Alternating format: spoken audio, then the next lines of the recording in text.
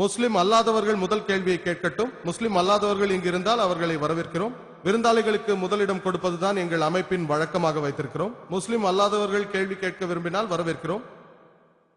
முஸ்லிம் அல்லாதவர் சகோதர சகோதரிகளே, உங்களை வரவேற்கிறோம். நேரம் அதிகம் இல்லை. முஸ்லிம் அல்லாதவர்கள் கேள்வி கேட்க விரும்பினால் முதல் வாய்ப்பு. முஸ்லிம் அல்லாதவர்கள் சகோதரர் கேளுங்க. என்னுடைய பெயர் ஷாம் ஷோனார். நான் மராட்டி மாநகர் பத்திரிகையில் வேலை செய்கிறேன். நான் ஒரு பத்திரிகைக்காரன். உங்களுடைய பேச்சை பற்றி விமர்சிக்க என்னிடத்தில் வார்த்தைகள் இல்லை. ஆனால் எனக்கு இவ்வாறு தோன்றுகிறது, பாரதத்தில் இந்து மற்றும் முஸ்லிம் ஒன்றுபட ஏதோ ஒன்று செய்தாக வேண்டும். நான் 10-12 வருடங்களாக செய்து வருவது போல். ஆனால் தங்கள் வாயிலிருந்து நான் கேட்க விரும்புகிறேன். பாரதத்தில் பல ஊர்களில் 40-50 ஊர்களில் நான் இருந்தவன். நான் பாம்பேக்கு பணிபுரிய வந்தேன். ஒவ்வொரு ஊர்களிலும் இந்து முஸ்லிம்கள் உள்ளார்கள். அவர்களுடைய மனதில் தவறான புரிதல் இருந்தால் அது இருக்கத்தான் செய்கிறது. உண்மையை சொன்னால் ஓரளவுக்கு தவறான புரிதல் உள்ளதுதான். இதை சரி செய்ய தங்களுடைய யோசனை என்ன? முஸ்லிம் மற்றும் இந்து மக்கள் ஒன்றுபட என்ன யோசனை சொல்ல விரும்புகிறீர்கள்? நல்ல கேள்வி கேட்டிருக்கிறார். அதாவது இந்துக்களையும் முஸ்லிம்களையும் ஒரே மேடையில் கொண்டு வருவதற்கு நான் என்ன ஆலோசனை சொல்லுகிறேன், எப்படி ஒன்று சேர முடியும் என்று அவர் கேட்டிருக்கிறார். இதற்கு என்னுடைய பதில் இதுதான். ஏற்கனவே நான் இந்து மதத்திலும் இஸ்லாமிலும் இருக்கும் ஒற்றுமைகளை பற்றி பல இடங்களில் பேசியிருக்கிறேன். மும்பையில் பேசியிருக்கிறேன், சென்னையில் பேசியிருக்கிறேன், இந்தியாவின் பல பகுதிகளில் பேசியிருக்கிறேன். இதையெல்லாம் வைத்து பார்க்கும் பொழுது என் பேச்சை கேட்டவர்கள் 10,000-க்கும் மேற்பட்டவர்கள் மும்பையில், 20,000-க்கும் மேற்பட்டவர்கள் சென்னையில், பல ஆயிரக்கணக்கான மக்கள் மற்ற இடங்களில். அதில் முஸ்லிம் அல்லாதவர்கள் அநேகர் கலந்து கொண்டார்கள். ஆயிரக்கணக்கான இந்துக்கள் கலந்து கொண்டார்கள். நிறைய பேர் என்னிடம் சொன்னார்கள், சகோதரர் ஜாக்கீர், என்னிடம் ஒரு நபர் சொல்கிறார், இந்து மதத்தை பற்றி 40 ஆண்டுகளாக எனக்கு தெரியாத பல விஷயங்களை இந்த 4 மணி நேரத்தில் நான் கற்றுக்கொண்டேன் என்றார். நான் இந்த விஷயத்தில் குரானை பின்பற்றுகிறேன். சூரா ஆல இம்ரான் அத்தியாயம் 3 வசனம் 64. உங்களுக்கும் எங்களுக்கும் இடையே உள்ள பொதுவான விஷயத்தின் பக்கம் வாருங்கள். குரானில் முதல் விஷயம் இறைவனை தவிர வேறு யாரையும் வணங்கக்கூடாது. ஒன்று புரிந்து கொள்ளுங்கள், சமய நம்பிக்கைகளுக்கு இடையே நடக்கும் உரையாடலில் எனக்கு நம்பிக்கை இல்லை. இந்து ஒன்றுதான், முஸ்லிம் ஒன்றுதான், கிறிஸ்டியன் ஒன்றுதான், இதெல்லாம் உண்மை இல்லை. இந்துவை முஸ்லிமாக மாறுவீர்களா என்று கேட்டால் அவர்கள் மறுப்பார்கள். முஸ்லிமை கிறிஸ்டியன் ஆகுங்கள் என்று சொன்னால் அவர்கள் மறுப்பார்கள். பாதிரியாரை இந்துவாக மாற சொன்னால் அவர் மறுப்பார். எல்லாமே ஒன்றுதானா? எல்லாம் ஒன்றல்ல. வித்தியாசங்கள் இருக்கிறது, ஒற்றுமை இருக்கிறது. அதை நாம் ஒப்புக்கொள்ள வேண்டும். பொதுவான விஷயங்களில் அனுசரித்து போவது தவறில்லை. வித்தியாசங்கள் ஒரு ஓரமாக இருக்கட்டும். நான் என்ன சொல்கிறேன், எல்லா வேதங்களையும் எடுத்து பார்ப்போம். பகவத்கீதையாக இருக்கட்டும், வேதமாக இருக்கட்டும், உபனிஷதாக இருக்கட்டும், பைபிள், குரான், இதில் இருக்கும் பொதுவான விஷயங்கள்.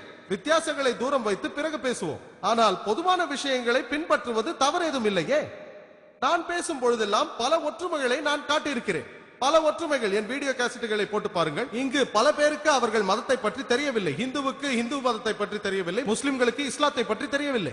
பல முஸ்லிம்களுக்கு இஸ்லாத்திற்கும் இந்துக்களுக்கும் ஒற்றுமை இருக்கிறது என்று புரியவே இல்லை. அநேகர் என்னை தாக்குவதற்காக வந்தார்கள். என்ன முட்டாள்தனமாக பேசுகிறீர்கள், இந்துவும் முஸ்லிமும் ஒன்றா? இருக்கவே முடியாது. ஆனால் என் பேச்சை கேட்ட பொழுது அதிர்ச்சி அடைந்தார்கள். என்னை தாக்க வந்தவர்கள் என் பேச்சுக்கு உடன்பட்டார்கள். அதே போல பல இந்துக்களும் வந்தார்கள். இதில் தெரிவது என்னவென்றால், பொதுவாக இருப்பதை நாம் பின்பற்றுவோம். இதில் முதலாவது, நாம் இறைவனை தவிர வேறு யாரையும் வணங்க மாட்டோம். இதுதான் பொதுவான விஷயம். இதை பற்றி நிறைய குறிப்புகள் உள்ளன. வேதங்களில் இருந்து குறிப்புகள் கொடுக்கலாம், பகவத்கீதையிலிருந்து கொடுக்கலாம். இப்பொழுது நான் கூறுவது சந்தோக்கியா உபனிஷத் அத்தியாயம் 6 பகுதி 2 வசனம் 1.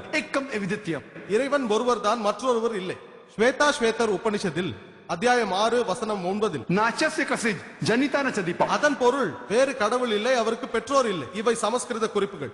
இதற்கு பொருள் இறைவனுக்கு பெற்றோர்கள் இல்லை, அவருக்கு மேல் ஒரு சக்தி இல்லை.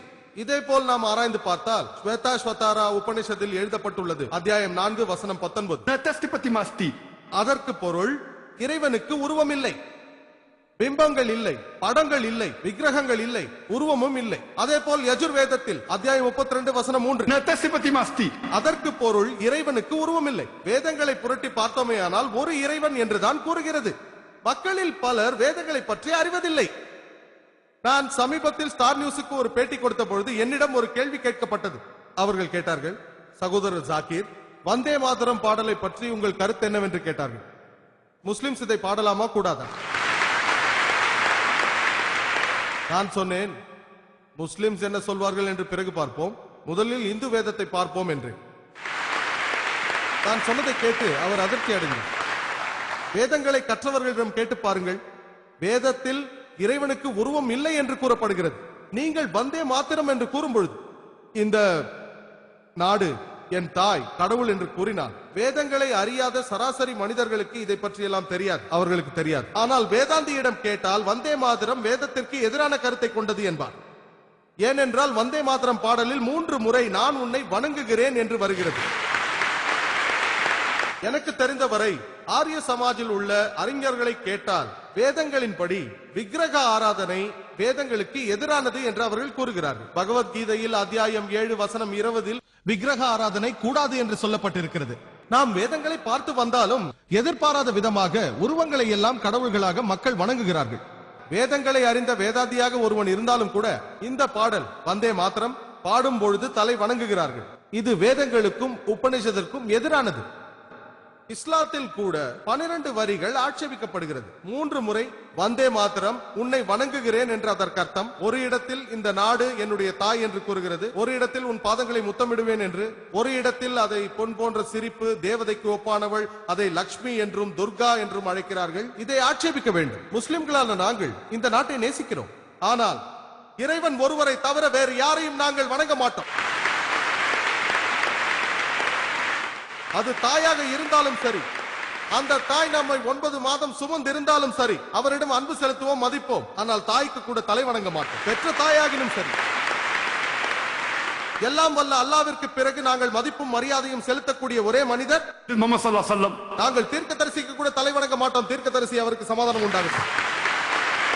வந்தே மாத்திரம் என்ற இந்த பாடலை நாங்கள் பாடித்தான் ஆக வேண்டுமா? இதெல்லாம் அரசியல் தந்திரம். அரசியல்வாதிகள் ஓட்டு வங்கியை காப்பாற்றிக் கொள்ள இதெல்லாம் ஒரு வழி என்று அவர்கள் எண்ணுகிறார்கள். இந்த பாடலை பங்கிம் சந்த் சட்டோபாத்யாய் எப்பொழுது எழுதினார் என்று தெரியுமா? 1876. ஆனால் பிரசுரிக்கப்பட்டது 1882. இப்பொழுது நூற்றாண்டு எங்கு வந்தது? இது எந்த வருடம்? செப்டம்பர் 7ஆம் தேதி. தவறு செய்து விட்டார்கள் அரசியல்வாதிகள். அரசியல் நாடகம். அது மட்டுமல்ல, சவுதி அரேபியாவில் வாழும் முஸ்லிம் அவனுடைய நாடான சவுதி அரேபியாவுக்கு தலைவணங்க மாட்டான். பாகிஸ்தானில் வாழும் முஸ்லிம் பாகிஸ்தானிற்கு தலைவணங்க மாட்டான். அது குற்றம்.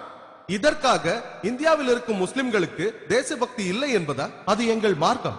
நம்மை படைத்தவன், இந்த நாட்டை படைத்தவன் எல்லாவற்றிற்கும் மேலானவன். இந்த நாட்டை நேசிக்கிறோம். தேவைப்பட்டால் இந்த நாட்டிற்காக உயிரையும் தியாகம் செய்வோம். ஆனால் இறைவனை தவிர வேறு யாருக்கும் தலைவணங்க மாட்டோம்.